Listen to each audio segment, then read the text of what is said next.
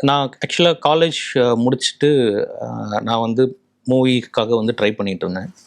அப்போ ட்ரை பண்ணிட்டு இருக்கும்போது எனக்கு வந்து ஒரு 2 படம் ஆப்பர்ச்சுனிட்டி கிடைத்தது. அது ஒண்ணு ஒண்ணு வந்து நாகேஷ் திரையரங்கம், இன்னொன்னு வந்து தோனி கபடிக்குள்ளுன்னு ஒரு படம் வந்து கிடைச்சது.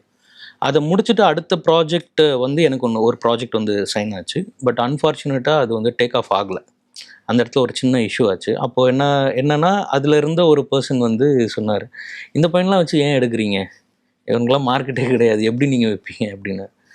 தென் I was thrown out of that project. அந்த ப்ராஜெக்ட்லேருந்து வெளியே எடுத்துட்டாங்க. ஸோ அப்போது ஒரு ஐடியா எனக்கு என்ன ஒரு தாட் இருந்தா, மார்க்கெட்னா என்ன? இந்த மார்க்கெட்னா என்ன? அப்போது இந்த மார்க்கெட் இருந்தால் தான் ஒரு ஒரு ஆர்டிஸ்ட் வந்து ஃபங்க்ஷன் ஆக முடியும். அப்படின்ற ஒரு query எனக்கு மனசுக்குள்ளே இருந்துகிட்டே இருந்தது. அப்போ அந்த மார்க்கெட் எப்படி ஃபங்க்ஷன் ஆகுது? அப்படின்னா ஒரு படம் எப்படி தயாரிக்கிறாங்க? எப்படி அதை வியாபாரம் பண்ணுறாங்க? அது விநியோகம் எப்படின்லாம் நடக்குது? என்னன்ற ப்ராசஸ் கம்ப்ளீட்டாக தெரிஞ்சுக்கிட்டா மட்டும்தான் நம்ம வந்து என்ன பண்ணுறோன்றதே நமக்கு தெரியும். ஏதோ ஒரு விஷயம் நமக்கு கிடைக்குது அப்படின்றது பண்ணுறது இல்லாமல், இது என்னன்றது தெரிஞ்சால் மட்டும்தான் நம்ம ஒரு ஜேர்னியை வந்து ஸ்டார்ட் பண்ண முடியும்னு ஒரு ஒரு ஐடியா எனக்கு வந்தது.